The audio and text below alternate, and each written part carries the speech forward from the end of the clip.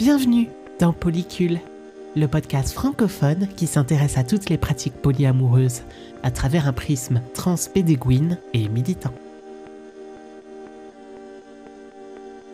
À chaque épisode, un ou une invitée viendra me parler de son parcours personnel, mais également de son point de vue sur l'univers relationnel, amoureux et para-amoureux.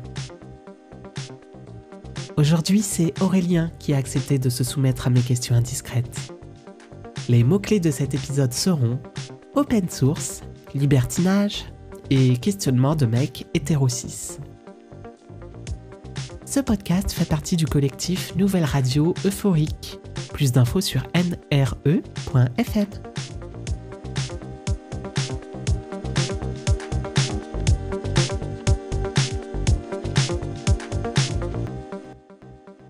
Salut Aurélien. Salut. Comment ça va aujourd'hui ? Eh ben ça va bien, ça va bien. T'es invité aujourd'hui parce que dans le numéro précédent, j'étais avec Pau. Est-ce que tu as écouté l'épisode d'ailleurs ? Et oui, bien sûr que j'ai écouté l'épisode. Qu'est-ce que t'en as pensé ? Ça fait quoi d'entendre un ou une de ses partenaires parler comme ça ? Ouais, c'est amusant. C'est pas la première fois que je l'entendais dans une émission, donc ça va. Mais c'est toujours, c'est toujours amusant. Et puis bon, en fait, il y a d'un certain côté, c'est rassurant aussi, mais ça m'a pas tellement surpris ce qui a été dit. Donc voilà, c'est sûr, c'est sympa. Ok. Est-ce que tu pourrais te présenter un petit peu en quelques mots qui tu es, quelle est ta vie ? Eh ben oui, alors en quelques mots, quelle est ma vie, ça va être facile. Bonjour, je m'appelle Aurélien, pronom il, je suis un mec cis d'une 42aine d'années à peu près, qui va tranquillement sur ses 43 dans pas très longtemps, et je suis... du moins j'ai entendu parler de polyamour en 2012, je crois, 2012 à peu près, fin 2012, donc ça fait un petit bout de temps déjà, et je suis dans plus d'une relation simultanément depuis, on va dire, 2014 peut-être, quelque chose comme ça, dans ces eaux-là, ouais. Ok. Et vas-y, je te laisse continuer parce que la question étant assez ouverte, vaut mieux que tu me coupes. Écoute, t'avais commencé à expliquer un petit peu comment t'étais rentré un peu dans ce milieu, peut-être que tu peux m'en dire plus ? Oui, comment je suis rentré dans le milieu, disons que l'exclusivité dans les relations, ça jamais été quelque chose dont j'ai l'impression que j'avais besoin, aussi longtemps que je me souvienne, à un point que ça pouvait sembler même parfois étrange aux personnes avec qui j'étais, de voir que je n'étais pas trop jaloux et que c'était pas vraiment un problème pour moi. Je sais que par exemple, quand j'étais plus jeune, au début de mes relations sentimentales, donc en approchant de la vingtaine, on va dire, j'étais avec des personnes à qui je disais que si jamais il se passait quelque chose à côté avec d'autres personnes, c'était pas grave et on pouvait en discuter. Et en fait, j'avais surtout peur qu'on ferme la porte de la relation pour quelque chose qui pour moi était pas quelque chose de très grave. Donc j'essayais de parler de ça et souvent en fait on me regardait avec un sourcil levé en mode oui mais alors attends parce que qu'est-ce que tu es en train de me dire, avec une méfiance qui est aussi un petit peu légitime d'un certain côté, et d'un autre côté est-ce que si t'es pas jaloux, est-ce que ça veut dire que ma relation avec toi est importante ou pas, enfin tu vois, ce genre de choses quoi. Donc c'était, vu que c'était pris avec pas mal de méfiance, au bout d'un certain temps, j'ai arrêté de dire ça parce que voilà, pas la peine d'introduire de l'incertitude dans la relation là où en fait, de mon point de vue, il n'y en avait pas quoi. Et j'ai été dans des relations exclusives, notamment une relation qui a duré une dizaine d'années, dont je suis sorti en 2011 à peu près, en 2011-2012.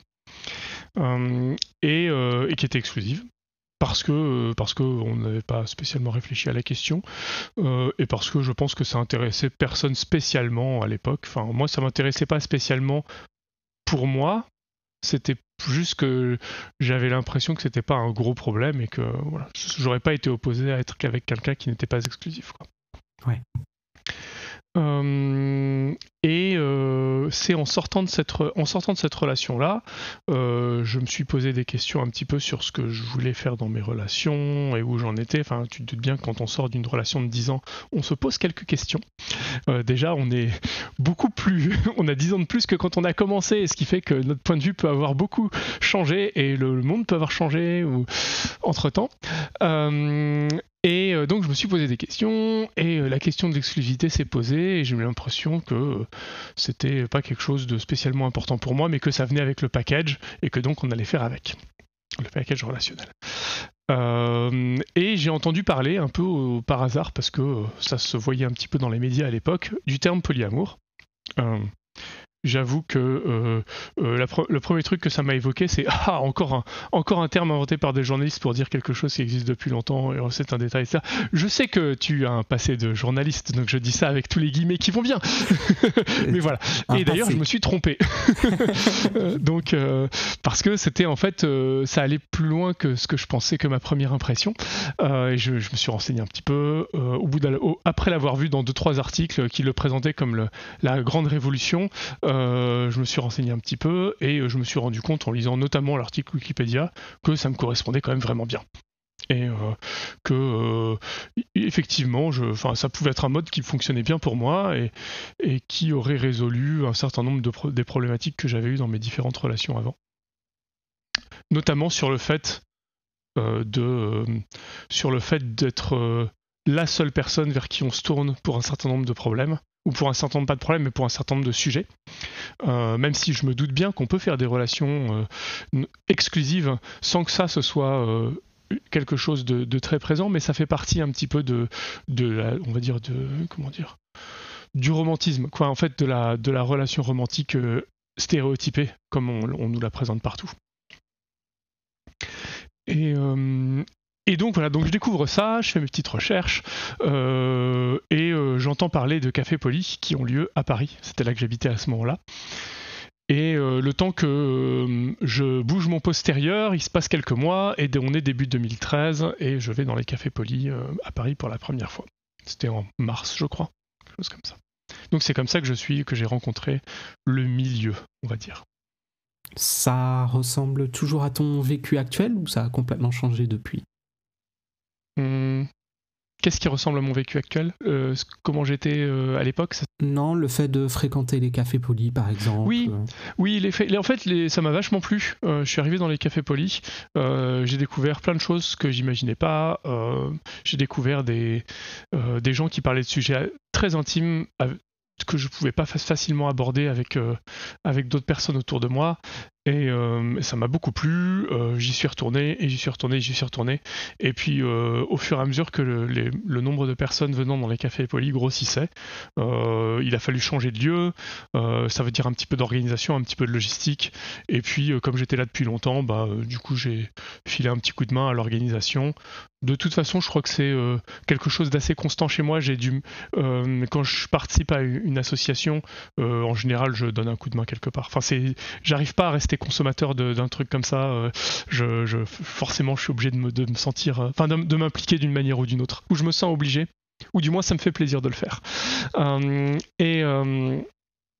Et donc, comment est-ce que donc ensuite, j'ai continué à rester dans les cafés polis, dans l'organisation. On a changé de lieu plusieurs fois.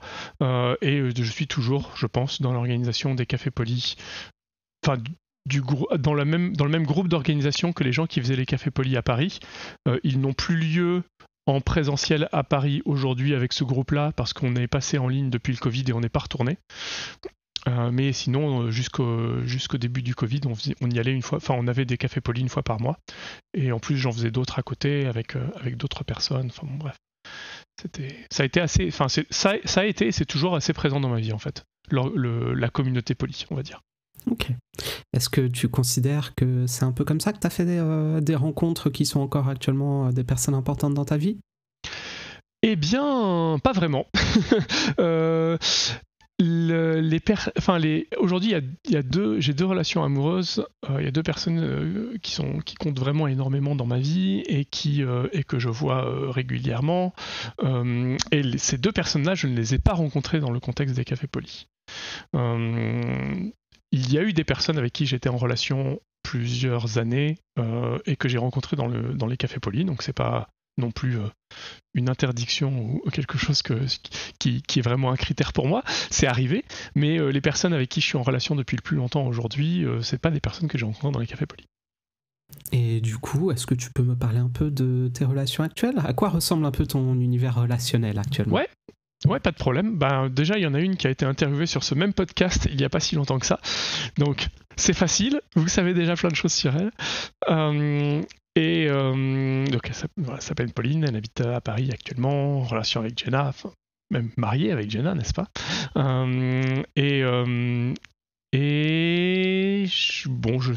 J'essaie de ne pas paraphraser ce qui a déjà été dit, mais je me souviens plus exactement de tout ce qui a été dit. Donc, je vous laisse faire un confère à l'autre podcast.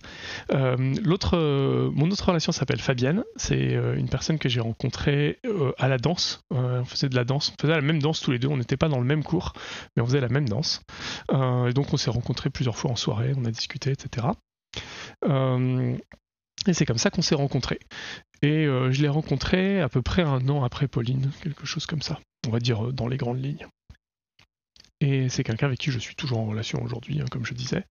Donc Fabienne, elle, n'a pas d'autre relation que moi pour l'instant. C'est pas parce qu'elle le veut pas ou parce que je lui interdirais, certainement pas, mais c'est parce que c'est quelqu'un qui a du mal à créer des relations sociales avec d'autres gens autour. Elle a beaucoup d'anxiété sociale et du coup pour elle, disons que avoir des relations amicales, c'est déjà pas mal. On va commencer par là, et puis on verra après pour des relations amoureuses avec d'autres personnes, si jamais elle en a envie un jour. Est-ce que cette séparation qui peut exister entre une relation romantique ou une relation amicale, est-ce que pour toi, elle est claire, nette ou floue ? Je dirais que pour pas mal... Avant de rentrer dans le milieu poli, on va dire, je pense qu'elle était peut-être plus floue que la moyenne et que je faisais moins de distinction entre les deux que la plupart des gens que je connaissais. Maintenant que je suis rentré dans les cafés polis et que j'ai rencontré d'autres personnes, je me rends compte qu'en fait, elle peut être aussi beaucoup plus claire que beaucoup de gens que j'ai vus dans les cafés polis. Donc, elle n'est pas complètement floue, elle n'est pas complètement stricte non plus. Mais je pense qu'elle est plus que quelqu'un qui serait en anarchie relationnelle, par exemple. Tu m'as parlé d'anarchie relationnelle. Est-ce que toi, tu as un modèle, un mode d'organisation, une étiquette sur ta manière de pratiquer le polia ? Et c'est une bonne question. Je ne suis pas anarchiste relationnel, comme je vais le dire avant. Je ne suis pas non plus dans un polyamour hiérarchique, on va dire. Même ne serait-ce qu'une hiérarchie descriptive. Donc en gros, dans le polyamour hiérarchique, on va distinguer, on va dire, 2 types de hiérarchie. Il y a la hiérarchie descriptive et la hiérarchie prescriptive. La hiérarchie prescriptive, c'est quelqu'un qui a un pouvoir sur les relations de l'autre, on va dire une sorte de droit de veto par exemple, ou le pouvoir de dire bon bah toi tu vas pas faire telle chose avec telle autre personne. Une hiérarchie descriptive, c'est ce que disent les gens qui ont des relations qui sont très différentes, comment dire, où il y a une grosse différence, soit d'engagement, soit de fréquence, soit d'historique, etc. Par exemple, quelqu'un qui sera en relation avec quelqu'un depuis 10 ans et qui aurait une autre relation depuis 2 mois, même s'il n'y a pas de hiérarchie, même si on n'introduit pas de hiérarchie prescriptive, c'est-à-dire volontairement avec des règles, c'est sûr qu'il va y avoir quelque chose de différent quand même dans ces 2 relations-là, notamment s'il y en a une dans laquelle il y a en plus une relation de coparentalité, enfin des choses comme ça, quoi. Donc des fois on parle de hiérarchie descriptive pour décrire des hiérarchies qui ne sont pas volontaires mais qui sont un petit peu de fait, quoi. Moi je suis ni dans un cas ni dans l'autre. À un moment, j'ai pensé que le terme qui me convenait le mieux, c'était solo-poly, mais ce terme-là, je me suis rendu compte qu'on l'entendait de manière très différente et qu'il pouvait avoir des définitions très différentes en fonction de la personne qui l'entendait. Par exemple, c'est pas, si je m'auto-applique l'étiquette solo-poly, ce n'est pas pour dire que je me considère comme célibataire avec des relations... Enfin, comment dire ? Je ne considère pas par exemple que ma relation principale serait avec moi-même, ce qui est souvent le cas des personnes qui se disent solo-poly. Je ne considère pas non plus que je suis solo au sens de célibataire avec des relations à côté qui ne changerait pas un statut de célibataire. Je considère que je suis en fait dans plusieurs couples, mais des relations de couple. Je pense que l'étiquette solo-poly m'a parlé à un moment parce que j'ai pas le projet ou l'envie d'être en cohabitation avec mes relations, d'habiter dans le même appartement, d'avoir certainement pas faire chambre commune, enfin ce genre de choses. Et ça, c'est quelque chose qu'on retrouve beaucoup dans les définitions de solo-poly, donc c'est peut-être ça qui m'a touché. Je pense que, comme d'habitude, on peut essayer d'appliquer des étiquettes et des fois on sort un petit peu de ces étiquettes-là. Je pense que je sais pas si l'étiquette me sert plus qu'elle me dessert en fait pour l'instant, donc je ne sais pas. Donc du coup, actuellement, tu vis seul ou en tout cas sans tes partenaires ? Ouais, actuellement, j'ai en colocation. C'est mon mode de vie, on va dire, choisi depuis une dizaine d'années. Enfin, pas une dizaine d'années, depuis 2014, mais bon, bref, on va faire. Voilà. Et c'est ce qui me convient vraiment bien, quoi. Vraiment, la colocation, ça me convient bien parce que j'ai pas envie d'habiter avec les personnes avec qui je suis en couple, mais j'ai pas non plus envie d'habiter seul parce que j'aime bien la vie en communauté, en fait, tout simplement. J'aime bien mettre des choses en commun, j'aime bien avoir des gens autour de moi pour m'apporter un autre point de vue et d'autres choses, sans que ce soit des personnes avec qui il y a un engagement émotionnel du type de la relation amoureuse, par exemple. Et est-ce que tu as à terme un projet qui serait de l'ordre d'une famille choisie, où tu m'as parlé de communauté, qui est aussi un terme qui peut complètement correspondre. Est-ce que tu as une vision à plus long terme là-dessus sur ce que tu souhaites ? C'est un peu en évolution, ça. J'imagine, comme souvent pour des projets long terme. Moi, j'aimerais bien habiter plus près des personnes que je vois souvent, c'est-à-dire de Fabienne et de Pauline, plus près au sens du vraiment vraiment très près. Idéalement, si ça pouvait être dans la même rue par exemple, ce serait trop bien. Si ça pouvait être dans le même immeuble, moi je trouverais ça cool, mais je pense que ça serait un petit peu difficile pour Fabienne, qui à cause de son anxiété sociale aurait, je pense, du mal à se dire qu'elle peut croiser quelqu'un qui n'est pas un inconnu à n'importe quel moment. Et Pauline n'est pas une inconnue pour elle, etc. Enfin, Jenna non plus, enfin, tu vois. Donc elle serait dans une situation où l'anonymat est un peu difficile, et je pense que ça pèserait sur son quotidien, donc je pense que ça fonctionnerait pas pour elle. Mais il y a des formats dont je pense qui sont encore possibles. Et moi, ouais, j'aimerais bien habiter pas loin, quoi, c'est sûr. Sur un tout autre sujet, du coup, est-ce que le fait de t'ouvrir au polia t'a également ouvert d'autres portes de réflexion ? Je pense par exemple des réflexions sur le genre, sur le féminisme, sur l'identité queer, ce genre de choses. Ouais, effectivement, le fait de rencontrer des personnes qui étaient en dehors des normes de genre m'a fait me poser des questions, ça c'est clair, des questions que je ne m'étais pas posées avant. Les questions sur le féminisme, j'ai commencé à me les poser, je pense, un petit peu avant les cafés polis, je pense peut-être 2008-2009, dans ces eaux-là. Cela dit, étant un bon mec cis hétéro de base, ça a pris du temps, beaucoup de temps, et beaucoup de réactions, voire même de réactances, beaucoup de mauvaise foi, beaucoup de tout ce qu'on imagine, de tout ce qu'on imagine même, enfin de tout ce qu'il n'y a pas besoin d'imaginer malheureusement aussi. Donc ça, c'est quelque chose qui a continué à évoluer avec l'arrivée dans les cafés polis et l'arrivée dans une communauté qui place où il y a une espèce de consensus sur l'importance du féminisme, même si ça dépend quelle version et ça dépend à quel point... Enfin bref, tout le monde n'entend pas la même chose quand il entend le terme féminisme, là encore, évidemment. Sur les questions de genre, par contre, je me suis posé des questions, effectivement, et je pense que je suis cisgenre. Enfin voilà, je pense que je me suis posé la question, et ben non, en fait, non, ça va, non, je suis cisgenre. Pareil, sur la question de l'orientation sexuelle, je me suis posé la question, et ben non, en fait, je suis hétéro.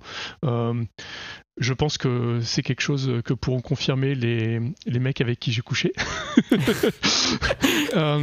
Et donc voilà. Et sinon, ouais, non, Non, c'est à peu près toutes les explorations. Il y en a qui restent encore en évolution, notamment ma réflexion autour du féminisme, elle continue à évoluer avec les avis et les points de vue des gens et ma découverte des différents courants de pensée et de ce que ça implique et de ce que ça implique dans ma vie et de ce que ça implique dans mes activités. Mais sur la question du genre, en ce qui me concerne moi, en tout cas, je pense que non, ça va. Je pense que j'ai répondu à la question.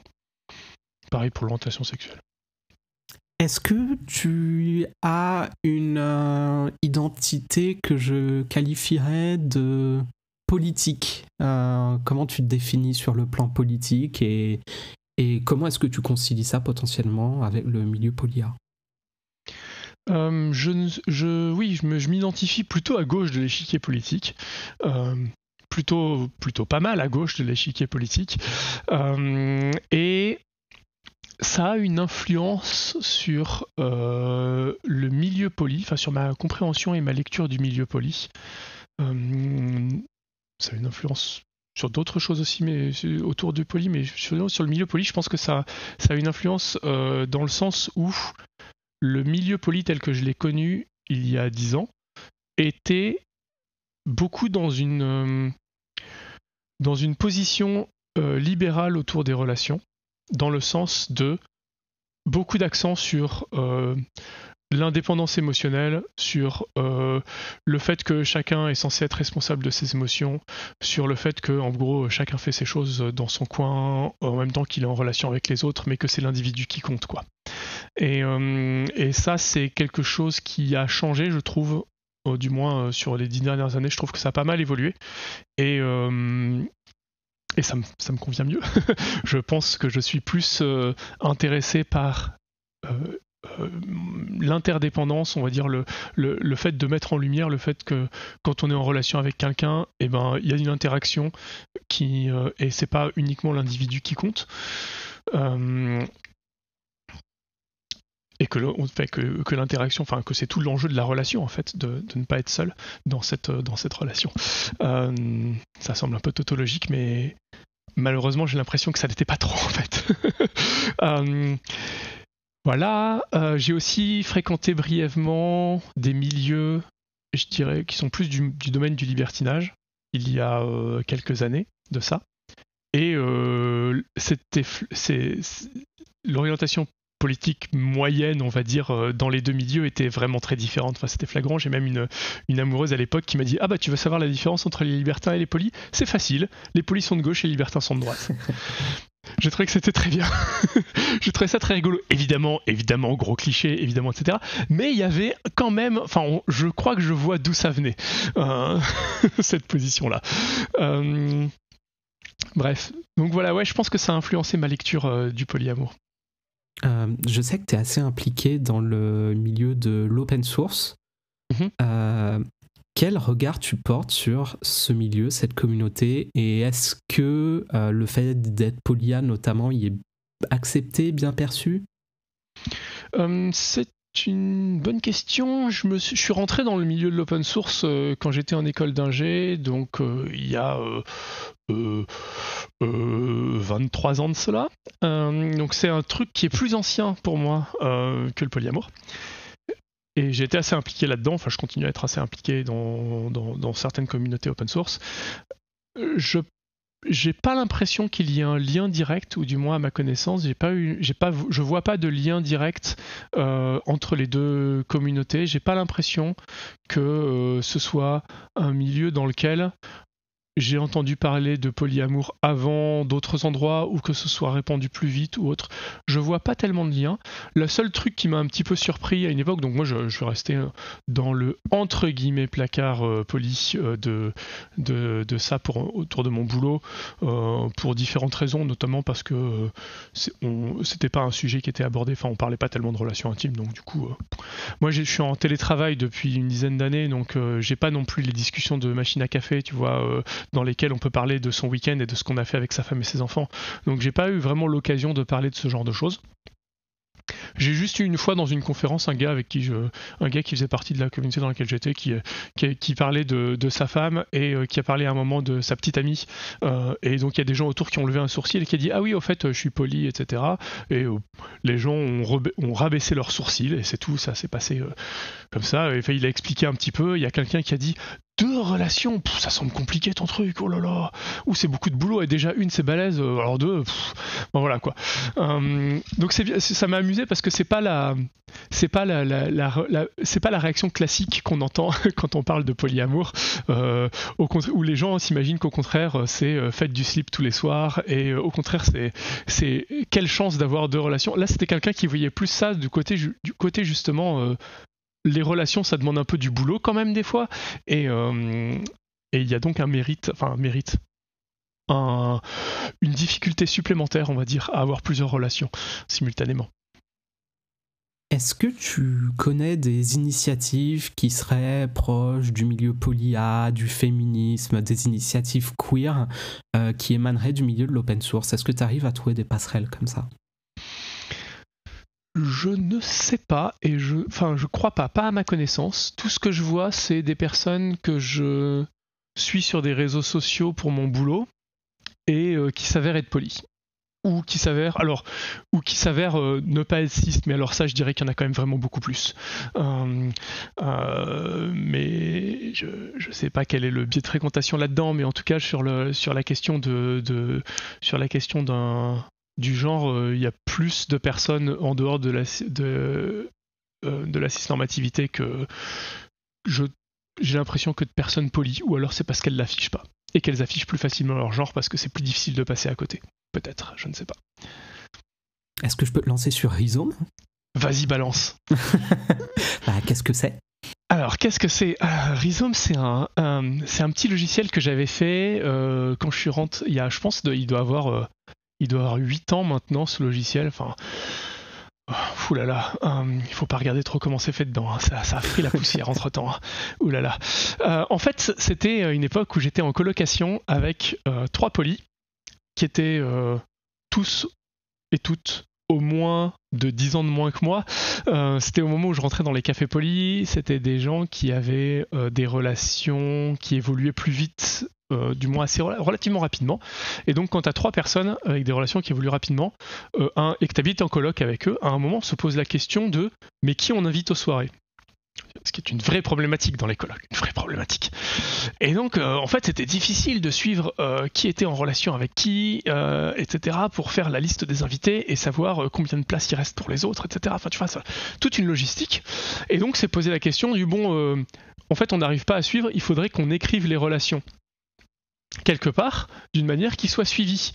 Sauf qu'en fait, il y a des gens qui ont des relations en commun. Donc si tu invites la personne, tu l'invites qu'une seule fois, tu vois. Donc du coup, se pose la question du comment est-ce qu'on va représenter ça de manière à ce que ce soit pertinent et utile. Et à cette époque-là, tourner un petit peu l'idée d'un graphe de relations, comme on l'avait pu voir dans la série The L World, qui avait fait un tableau noir où ils avaient dessiné les relations de tout le monde les uns avec les autres et tout. Donc je me suis dit c'est facile, c'est bien de faire ça, mais moi je suis informaticien, donc je vais le faire sur un logiciel et puis je vais faire en sorte que ça puisse être mis à jour par les gens eux-mêmes, parce que j'ai pas envie qu'on me demande à chaque fois qu'il y ait une mise à jour à faire, tu vois. Donc je voudrais que les gens ils le fassent par eux-mêmes. Et donc j'avais fait ce petit logiciel-là en récupérant des bibliothèques graphiques qui permettent de dessiner des graphes. Et avec des formulaires. Et donc l'idée c'était que les gens y rentraient, les gens pouvaient chacun faire un graphe de leur propre relation en rentrant le nom des personnes avec qui ils étaient en relation et le type de relation, de façon à pouvoir décrire des relations de différents types, que ce soit des relations amoureuses, des relations amicales, des relations familiales, des relations sexuelles non romantiques, des relations de tout type, quoi. Et à ce moment-là, il n'y avait pas grand-chose qui faisait ça en termes de logiciel. Et donc, ça a passionné les gens de ma coloc rapidement. Après, ils ont oublié de le mettre à jour. Mais bon, ça, je leur en veux pas 10 ans après. Hein, pas du tout. Je leur ai complètement pardonné. Non, mais voilà, il y a ça. Et puis, il y a aussi d'autres gens qui s'en sont servis pour dessiner d'autres choses. Je sais que notamment Jenna, elle a fait un graphe gigantesque de toutes les relations entre tous les personnages de Game of Thrones. C'est gros. Il y en a beaucoup. Je crois qu'il y a un peu plus d'une centaine de relations. Enfin bon, bref, c'est compliqué. C'est un bon crash test, ça, pour... Voilà, c'est ça. C'est un bon test de montée en charge pour le logiciel. Et voilà, donc il y a d'autres gens qui l'ont récupéré. Je sais que j'en ai parlé un petit peu à d'autres communautés avec qui j'étais en lien, d'autres communautés poly avec qui j'étais en lien en Espagne par le biais de Nowhere, et qu'il y a aussi pas mal de gens en Espagne qui s'en sont servis pour faire dessiner leurs relations. Et voilà. À vrai dire, moi j'y vais plus tellement tous les jours là-dessus.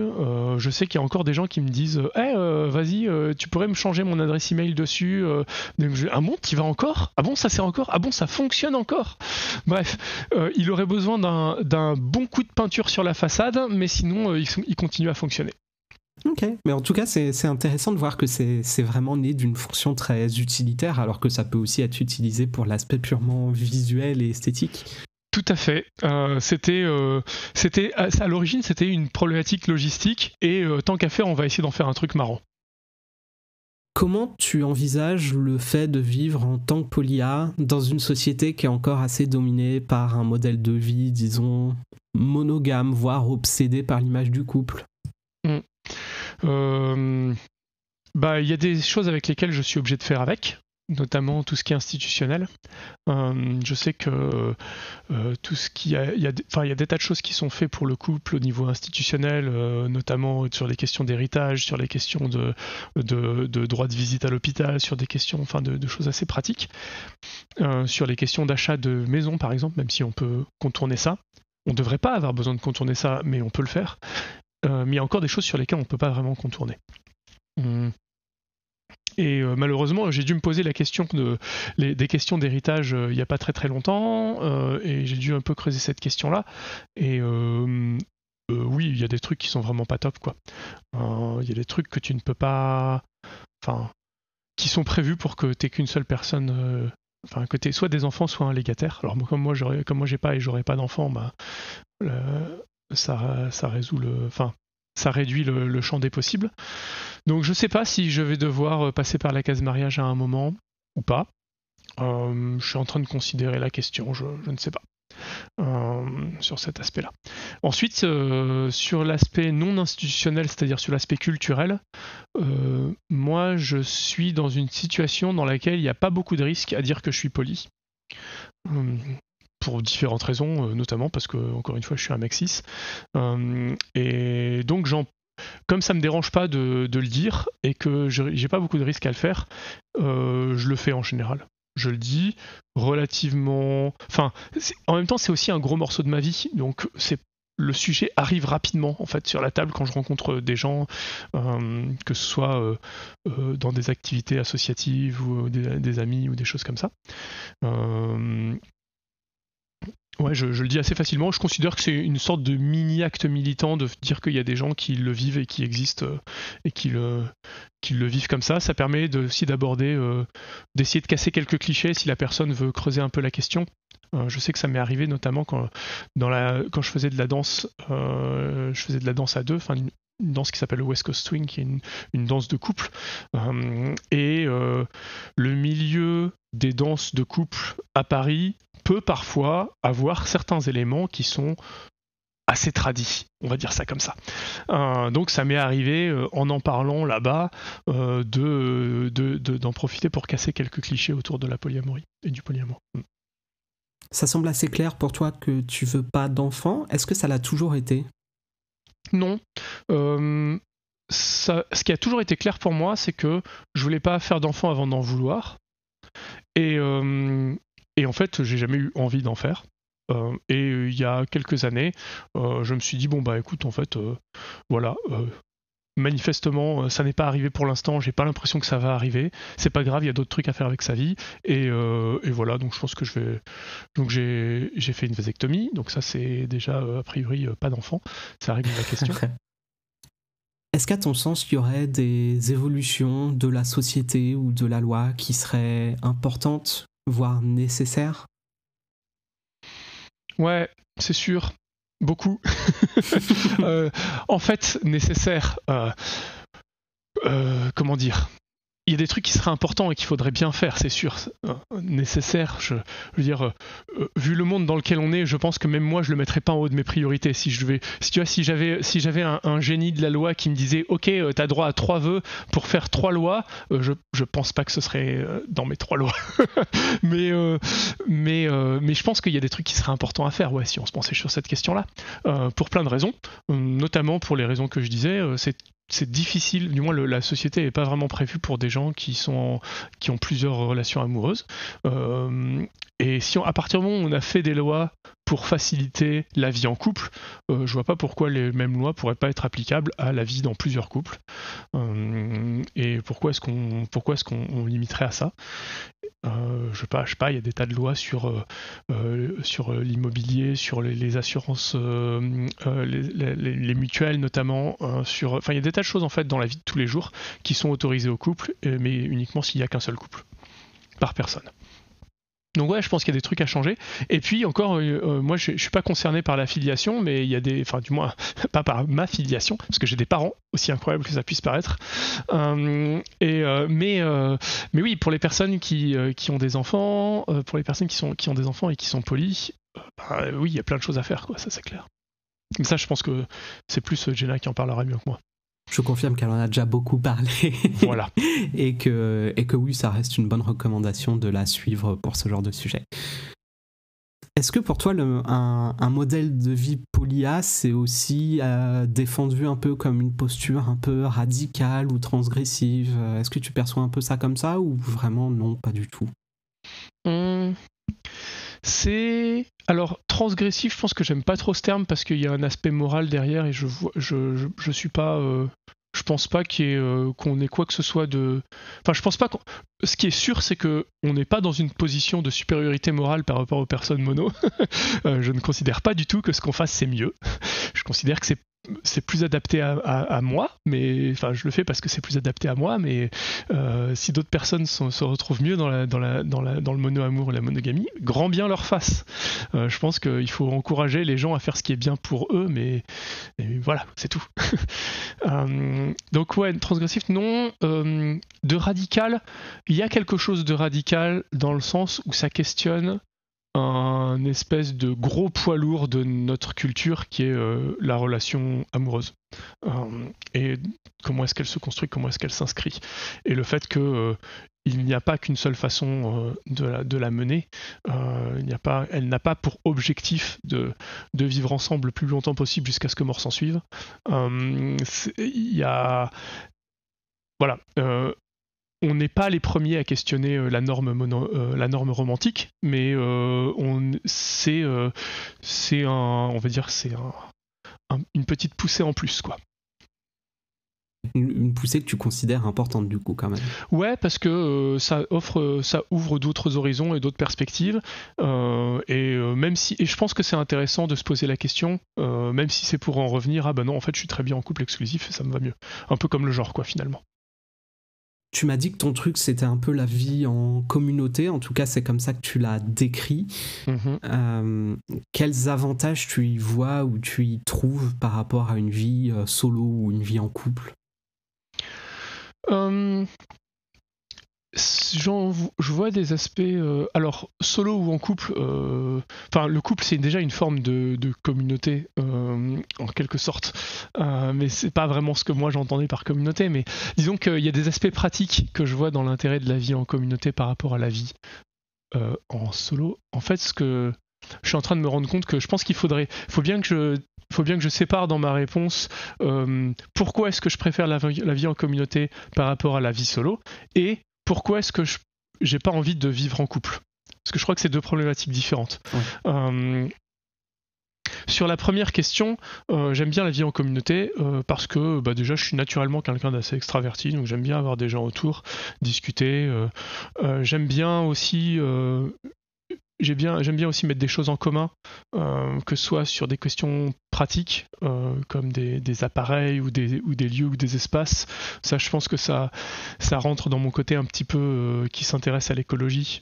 Par exemple, je trouve un peu fou que dans un immeuble avec 10 appartements, il y ait 10 lave-linges. Tu vois, enfin, ça me semble un peu aberrant, quoi. enfin, tu vois, mettre des choses en commun, ça me semble quelque chose qui est plutôt positif.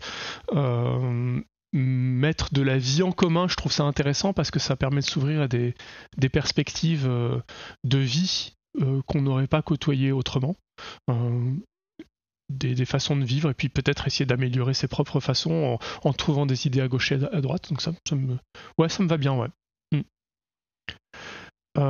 Pourquoi est-ce que j'ai pas envie de vivre en couple? Donc la deuxième partie, je pense que ça me convient pas pour différentes raisons. Je l'ai fait pendant longtemps, notamment dans la relation dans laquelle j'ai été pendant 10 ans. On a vécu genre 7 ans ensemble. Je pense que ça me convient pas parce que j'aime bien être avec quelqu'un quand j'ai envie d'être avec cette personne-là.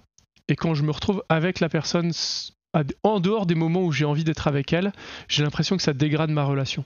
Ouais, j'ai l'impression que c'est comme quand imagine t'as, je sais pas moi, ton plat préféré, et ben t'adores en manger, sauf si on te force à en manger tout le temps. Là, c'est une autre affaire. Et ça reste pourtant ton plat préféré, tu vois. Mais bon, voilà. Il y a des moments où j'aurais besoin d'espace et je peux pas vraiment l'avoir dans un format de vie en couple. Alors peut-être qu'il y a une alternative avec une vie en couple à un endroit où on aurait genre 2 chambres bien séparées, enfin des chambres à coucher séparées, mais peut-être même des bureaux séparés, parce que moi je suis en télétravail, donc je travaille de chez moi. Mais en fait, ça revient à avoir plus ou moins 2 appartements séparés par une cloison, quoi. Et avec une porte au milieu. Et du coup, c'est pas vraiment non plus de la vie en couple. Donc je pense que être le chacun chez soi, même si ce chez soi, il est partagé avec d'autres personnes, c'est ce qui me convient le mieux. On va élargir un petit peu. Qu'est-ce qui te motive? Qu'est-ce qui te passionne dans la vie? Eh bien, c'est une vaste question. Surtout, ça change régulièrement. Hein, donc, qu'est-ce qui me passionne? Eh bien, déjà, je pense que le polyamour, c'est comme quelque chose d'important dans ma vie, en dehors du fait que je suis poly et que je suis dans une situation de relation poly. Le fait que je sois relativement actif dans la communauté poly quand je peux, c'est-à-dire par le biais des cafés polis ou par le biais d'en parler autour de moi. Je pense que du coup, ça joue un rôle important. Puis en fait, mes relations amicales sont quand même majoritairement pour l'instant des relations polies. Donc ça vient des cercles sociaux dans lesquels j'ai été. C'est en train de se rééquilibrer un petit peu parce que le passage par la phase Covid a un peu arrêté brutalement les activités sociales que je pouvais avoir, notamment autour de la danse et autour du sport. Parce que tu te doutes bien que être dans une salle fermée, souvent mal ventilée, à 50 personnes en train de danser, c'est pas vraiment le truc le plus safe qui soit en termes de contamination Covid. Donc ça s'est arrêté un peu du jour au lendemain, quoi. Là, j'aimerais bien essayer de reprendre ça. J'ai repris le sport. J'ai fait du volley pendant très longtemps. J'en ai fait depuis le collège, peut-être le lycée. J'avais arrêté pendant une dizaine d'années parce que je m'étais fait mal au genou, mais là je suis en train de reprendre. Donc il y a ça. En fait, j'ai un certain nombre d'activités qui me plaisent bien et qui sont, je dirais, importantes dans ma vie, dans le sens où je fais pas du sport juste parce que j'ai envie de faire du sport. Je fais du volley parce que je trouve ce sport super cool. Et tu vois, j'en fais depuis super. Je suis pas quelqu'un. En fait, je pense que d'une manière générale, je suis pas quelqu'un qui va essayer plein de trucs différents, tester un truc pendant 2 mois, changer, etc. Je suis quelqu'un qui va plutôt, quand il se lance dans un truc, va plutôt essayer d'aller au fond des choses. Je dis pas que c'est mieux, parce que au contraire, c'est cool d'avoir plein d'expériences sur plein de sujets différents. Moi, je suis plus d'une nature à me spécialiser, on va dire, sur moins de sujets, mais de les connaître mieux. voilà, ensuite, qu'est-ce qui me motive? Je pense que j'ai manqué beaucoup de contact avec mes amis pendant ces dernières années. Je pense que ça m'a pas mal manqué et c'est quelque chose qui est important pour moi. Donc j'essaie de me refaire des relations amicales maintenant que j'ai déménagé, parce que j'ai déménagé depuis mai. Et donc je pars pas de zéro parce que je connaissais quelques personnes qui habitaient dans la région, mais je pars de beaucoup moins qu'avant quand j'habitais à Paris, ça c'est sûr. Et dans tes réponses, c'est vrai qu'il y a aussi beaucoup le Covid qui revient à chaque fois comme un séparateur. Ça a changé beaucoup de choses dans ta vie? Ouais, bah, ça a vachement changé de choses parce que pour différentes raisons, je pense que je suis quelqu'un qui avait beaucoup besoin d'interaction sociale et ça a été le coup d'arrêt pour ça. En plus, je suis en télétravail depuis une dizaine d'années, donc en gros, j'ai équilibré mon besoin de relations sociales en ayant des activités en dehors de mon boulot. Les personnes avec qui je travaille, je les connais un petit peu vaguement, mais pas si bien que ça. Donc ma socialisation, elle se faisait à côté, quoi. Donc quand on enlève ça, gros déséquilibre quand même. Et puis j'ai eu des problèmes de santé pendant le Covid qui étaient assez chiants, assez sévères, qui n'étaient pas liés au Covid lui-même, mais qui étaient un peu empirés par le Covid. Et du coup, ça a été un gros marqueur quand même. Ça a été vraiment pas une période facile. Est-ce que tu as l'impression que vivre des amours multiples, de passer par le polyA depuis, tu m'as dit, une dizaine d'années, t'a permis de te construire aussi différemment dans d'autres aspects de ta vie ou de ta personnalité? Je ne suis pas sûr de pouvoir répondre à ça. Premièrement parce que faudrait que je rencontre la personne dans la dimension alternative qui n'a pas fait ça et voir comment est-ce qu'il est. Mais je pense que ça a énormément teinté beaucoup de choses dans ma vie, effectivement. La plupart de mon cercle social aujourd'hui, il est autour du polyamour, mais c'était encore plus marquant avant. Disons qu'au milieu des années 2010, c'était encore plus marquant que ça. La deuxième partie de la réponse, c'est que j'ai l'impression d'avoir toujours été un petit peu poli, en fait, entre guillemets. La seule chose, c'est que je savais pas que c'était possible. Je fais partie de ces gens qui ont besoin de comprendre, du moins de savoir qu'un concept existe avant de pouvoir vraiment l'intégrer. En fait, je suis pas quelqu'un qui est capable de défricher un terrain inconnu comme ça à partir de rien ou de créer vraiment. Je pense que je suis... Comment dire ? Je pense que je peux être un bon deuxième, mais je suis un très mauvais premier. Voilà. Et ouais, ensuite, ça a influencé pas mal de choses dans ma vie, notamment autour des rencontres que j'ai faites, des rencontres amicales que j'ai faites, et du coup, de tout ce qui va avec, quoi. Ouais, des milieux et des personnes que tu fréquentes, quoi. Ouais. Ok. Parce que je suis assez influencé par mes amis et je le reconnais et c'est pas forcément un problème puisque c'est un peu, une relation, qu'elle soit amicale ou amoureuse, dans laquelle on n'est pas du tout influencé par l'autre, j'imagine pas bien, quoi. Pas du moins, en tout cas, moi, c'est pas trop mon truc. Donc voilà. Donc oui, c'est sûr que ça m'a influencé, ouais. On va se diriger tout doucement vers la fin de ce podcast. Avant, j'ai quelques dernières questions pour toi. Est-ce que tu peux nous parler de la dernière fois où tu es tombé amoureux ? Eh bien... Oui, c'est pas arrivé depuis longtemps. C'est pas arrivé depuis très longtemps. Et encore une fois, tomber amoureux, ça ne m'apparaît pas tout de suite en fait. Je crois que c'est quelque chose dont je me rends compte après que ce soit arrivé, mais genre longtemps après que ce soit arrivé, même si je peux du coup l'antidater. Je pense que c'est en fait un processus un peu qui se fait et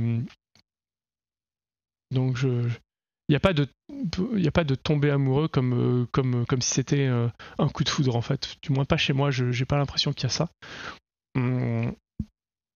C'est plus je pense une intimité et des potentialités, des choses que je vois et des choses qui se créent en fait au fur et à mesure. Ensuite, est-ce que je peux en parler Du coup, ça me laisse pas en fait je pense que il n'y a pas d'événement en tant que tel, donc ça me laisse pas quelque chose que je pourrais décrire comme ça comme si c'était arrivé, comme si j'avais une scène à décrire, tu vois, et je rencontre la personne, et là, d'un seul coup, c'est plus quelque chose qui se fait sur la durée, en fait, du moins pour moi. Donc oui, toi, t'as très peu ce truc de tomber amoureux régulièrement avec plein de monde. Non, je peux trouver des personnes... Enfin, en fait, je peux tomber régulièrement sur des gens où je me dis « Ah là, ça pourrait être trop cool », ou éventuellement même « Est-ce que j'aimerais bien être en relation avec cette personne-là ?» Bah ouais, peut-être, pourquoi pas. Est-ce que je trouve cette personne super attirante ? Oui, effectivement, ça m'arrive souvent. Mais est-ce que je suis amoureux ? Ça prend plus de temps. Et j'ai l'impression que ça se fait, en fait, après le début d'une relation. Quelle que soit la forme de la relation que ça prend. Ça se fait après le début d'une relation, qu'elle soit amicale ou qu'elle soit émotionnelle, un peu entre les deux, ou qu'elle soit... Enfin bref, ça vient plus sur la durée, quoi. Tu connais la tradition de ce podcast. Je vais te demander de passer le flambeau à un ou une de tes partenaires qui pourra être l'invité de mon prochain épisode. Est-ce que tu as ça sous la main ? Alors, j'ai une autre partenaire sous la main, mais je pense pas que ça l'intéresse. Enfin, du moins, je lui ai posé la question et elle a pas tellement envie de parler dans un podcast. Okay. C'est Fabienne, évidemment, pour différentes raisons, et que je suis pas sûr de... Je vais pas demander si j'avais le droit de les lister ici, mais donc je vais m'arrêter là. Ouais. Donc, je crois qu'on est sur une impasse, sur un fin de chemin, sur cette branche de Polycule, et je vais donc te laisser trouver une autre branche. Ouais, bah écoute, j'en avais pas encore parlé, mais effectivement, c'est quelque chose que j'avais envisagé au début du podcast, c'est que il y a une fin de chaîne à un moment donné pour une raison ou une autre, et notamment le fait que tout le monde n'a pas forcément envie de parler dans un podcast, c'est normal aussi. Tout à fait. Donc voilà, au prochain numéro, je pense qu'on repartira avec tout simplement un ou une nouvelle invitée, qu'on reprendra un fil entièrement différent. Ça marche. Je te remercie infiniment d'avoir participé à ce podcast. Ouais, merci. De t'être un peu livré, voilà, c'est toujours un plaisir. Ouais, bah écoute, avec plaisir, pas de souci.